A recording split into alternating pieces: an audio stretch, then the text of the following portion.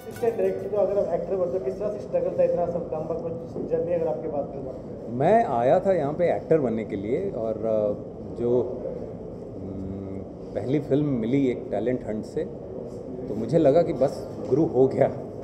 लेकिन जब पिक्चर नहीं चली तब वो सब हुआ जिसके बारे में मैंने कभी सोचा नहीं था और मैं उसके लिए तैयार नहीं था। काम मांग रहा था, घूम रहा था, मुझे इस शहर का ईस्ट और वेस्ट क्यों होता है नहीं पता था। तो किसी ने बताया कि एक रेलवे लाइन है और वो रेलवे लाइन के उधर ईस्ट है, इधर वेस्ट है। तो ऐसे ऐसे इस शहर से मैं परिचित हुआ। उस बीच कुछ भी नहीं था तो एक दिन महेश मांजरेकर सर ने बोला विनीत असिस्ट कर लो और फिर मैंने वो शुरू कर दिया। तो लगा कि किसी फिल्म में हो जाएगा, अगली फिल्म में हो जाएगा, चलो इसमें नहीं हुआ अगली वाले में हो जाएगा। ऐसे करते करते कुछ 6-7 फिल्में हो गई, नहीं हुआ। तो फिर ये हुआ कि चलो फिर से शुरू करते हैं। तो फिर से शुरू किया और चलती रही कोशिश। मैं अनुराग सर को जानता था क्योंकि सर अनुराग सर बनारस से हैं, मैं बनारस से हूँ, लेकिन मैं इस वजह से सर के पास नहीं जा रहा था क्योंकि सर जैसे ही पता चलता है कि आप अंकल या कोई चिट्ठी विट्ठी फ़ोन वोन के हिसाब से आए हैं तो भगा देते हैं। और ऐसे भगाए गए लोगों को मैं जानता हूँ बनारस में, तो मैं नहीं चाहता था कि मैं भी भगाया जाऊँ और उसी श्रेणी में जाके शामिल हो जाऊँ। तो मैं कोशिश कर रहा था कोई एक ऐसा काम मिल जाए कि उसे मैं सर को दिखा सकूँ तो जाऊँ। वो पहला काम पाने में 10 साल लग गया। और जब भी वो पहला काम आया, सर के पास गया, तभी लकीली किस्मत अच्छी थी, गैंग्स ऑफ वसीपुर की कास्टिंग हो रही थी।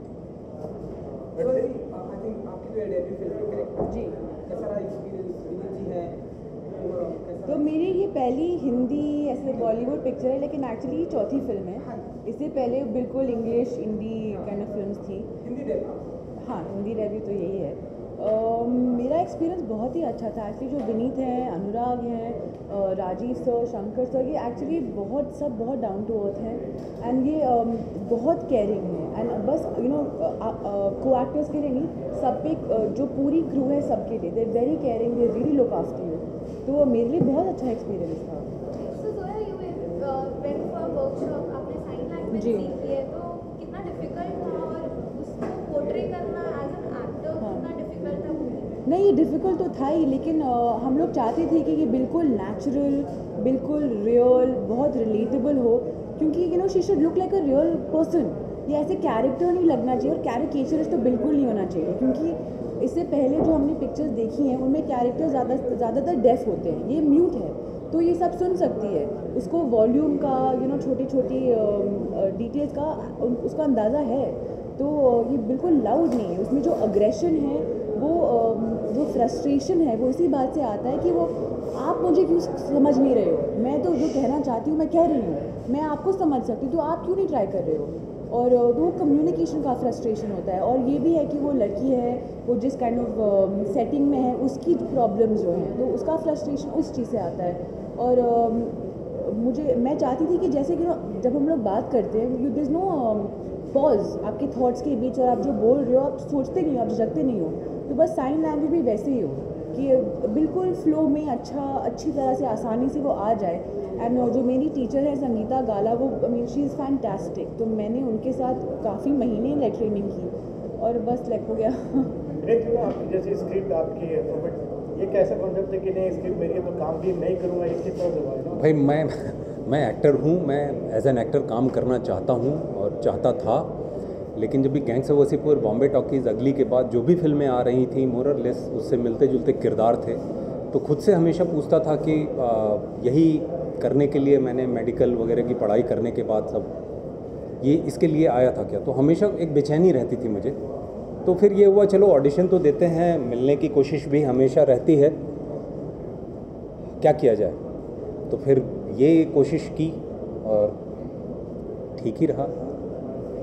स्क्रिप्ट के जब आप अनुराग साहब को लिखे गए तो क्या मतलब ये थॉट थे कि नहीं मतलब आप ही को एक्टिंग करना है कि किसी और? नहीं, वो मैं बड़ा क्लियर था। कहीं भी जाता था तो हमेशा बहुत ही सीधी और सरल भाषा में मैं कह देता था कि सर ये अगर आपको अच्छी लगती है स्क्रिप्ट और आप बनाना चाहते हैं तो मैं ये रोल करूँगा।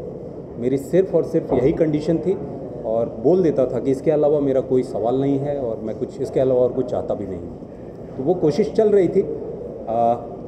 बहुत सारी जगह पे जिन्हें स्क्रिप्ट अच्छी लगी तो ये होता था, विनीत कोई दूसरा रोल आप कर लो, या एज ए राइटर हम इसको अगर आप देना चाहते हैं। मैं यही बोलता था, नहीं सर, मुझे ये रोल करना है श्रवण कुमार को। तो हाँ, तो बस हमेशा से बहुत साफ था मेरे लिए कि मैंने क्यों ये कोशिश की है। और अनुराग सर ने अगली जब भी हुई थी तो अगली के प्रीमियर की रात सबके सामने उन्होंने बोला था कि विनीत, अब मैं तुम्हारे साथ कुछ बनाने वाला नहीं हूँ, 3 फिल्में हो गई, अब तुम भाग जाओ। तो मैं सर के पास जाने की सोच भी नहीं रहा था, हिम्मत ही नहीं जुटा पा रहा था। इसलिए मैं पहले बाहर कोशिश करता रहा और अनुराग सर के पास गया इसलिए था कि सर से मुझे एक फीडबैक मिल जाए, उसको भी मैं स्क्रिप्ट में इनकॉर्पोरेट करता हूँ और फिर आगे देखता हूँ। लेकिन सर ने पढ़ने के बाद जो फ़ोन किया वो मेरी ज़िंदगी का अब तक का सबसे इम्पॉर्टेंट फ़ोन कॉल है। सर ने सीधा ये बोला था, विनीत मैं डायरेक्ट कर रहा हूँ और मैं तुम्हें लेके बना रहा हूँ। मुझे सुनने के बाद भी ऐसा लग रहा था कि मुझे कुछ, मैं जो सोच रहा हूँ वैसा सुनाई दे रहा है क्या, बट उन्होंने बोला हाँ मैं डायरेक्ट कर रहा हूँ और तुम्हें लेके बना रहा हूँ। मेरी 2 कंडीशन है, बॉक्सर नहीं बने तो बॉक्सर नहीं बने तो पिक्चर नहीं बनाऊँगा, और स्क्रिप्ट में मेरे हिसाब से चेंज करूँगा। मैं बड़ा खुश था कि ये लिखने की जिम्मेदारी सर ने ली, मैं चलूँ। आपने जैसे अभी जिक्र किया, आप मूवी के लिए आप बॉक्सिंग का वर्कशॉप आपने किया था, लिटरली आपने ट्रेनिंग ली थी बॉक्सिंग की, तो वो ट्रेनिंग पीरियड आपकी कैसी थी? Because being an actor suddenly आप एज अ बॉक्सर सीखने जा रहे हैं, नॉट एज एन एक्टर, तो आपका वो ट्रेनिंग पीरियड कैसा रहा? बहुत टफ था। मैंने कभी बॉक्सिंग ग्लव्स टच भी नहीं किया था उसके पहले। हाँ, मैं प्लेयर रहा हूँ लेकिन बॉक्सिंग ग्लव्स मैंने कभी नहीं छुआ था। हाँ, एक भरोसा था कि वो जो अंदर मुक्के लगते हैं ना, जब एक्टर स्ट्रगल करता है, उन मुक्कों से निकलने का एक मौका था। तो मैंने बस जो समझ में आ रहा था बस किए जा रहा था। शुरू में ये लगता था कि हो जाएगा, लेकिन it was really tough. Boxing आसान नहीं है, एक कठिन गेम है। और कोचेज़ ने जो बोला करता गया, जो समझ में आया करता गया।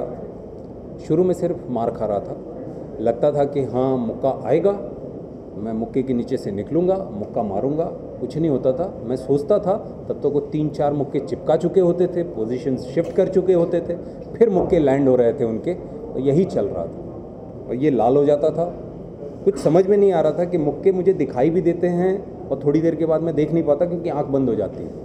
तो ऐसा सारा स्ट्रगल खुद के साथ चल रहा था, because it's a neuromuscular reflexes बहुत अच्छी होना बहुत ज़रूरी है एक बॉक्सर के लिए।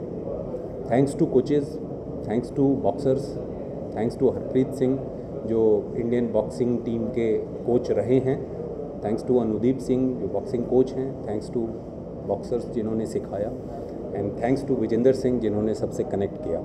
फिल्म में कई जगह आपने भोजपुरी डायलॉग भी बोला। हाँ, फिल्म में कई जगह आपने भोजपुरी डायलॉग भी बोला।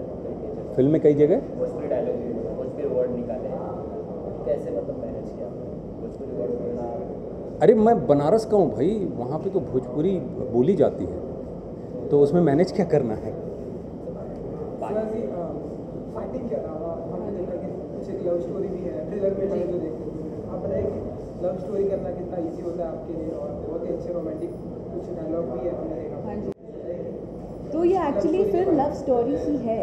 जो उसका बैकड्रॉप है फिल्म का वो बॉक्सिंग है, तो लेकिन एक्चुअली एसेंस में ये फिल्म लव स्टोरी ही है। और सब जो पूरी प्रॉब्लम्स फिल्म में, आई मीन इनके कैरेक्टर के अलावा ऑफ कोर्स जो फिल्म में प्रॉब्लम्स आती हैं वो इसी से तो आती हैं कि जो लव स्टोरी का पार्ट है वो, और लव स्टोरी करना आसान तो होता ही है। सारा झगड़ा मोहब्बत की वजह से ही खड़ा हुआ है।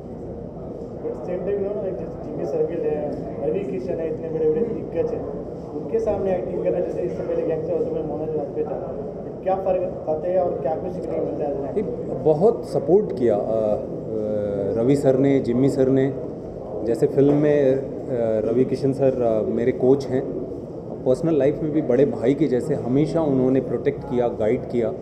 जिम्मी सर फिल्म में जितने खतरनाक दिखाई देते हैं, मैंने इसके पहले किसी फिल्म में ऐसा नहीं देखा और मैं खुद भी हैरान था, लेकिन वो बहुत ही अच्छे प्यारे इंसान हैं।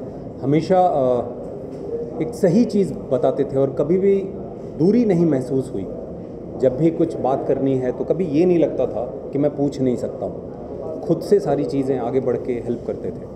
और ये लोग जितने इंडस्ट्री में जितने बड़े लोग हैं वो इतने ही डाउन टू अर्थ हैं एंड दे बहुत हेल्पफुल है। सो जोया, आप थिएटर आर्टिस्ट भी हैं, तो कितनी हेल्प की as a theatre artist Bollywood में आपको ये इतना डेब्यू दे रही हैं, कितना हेल्पफुल था आपके लिए as a theatre artist? I think theatre training तो सबके लिए बहुत इंपॉर्टेंट है, लेकिन थिएटर के लिए एक्ट करना और स्क्रीन पे बहुत ही अलग भी है।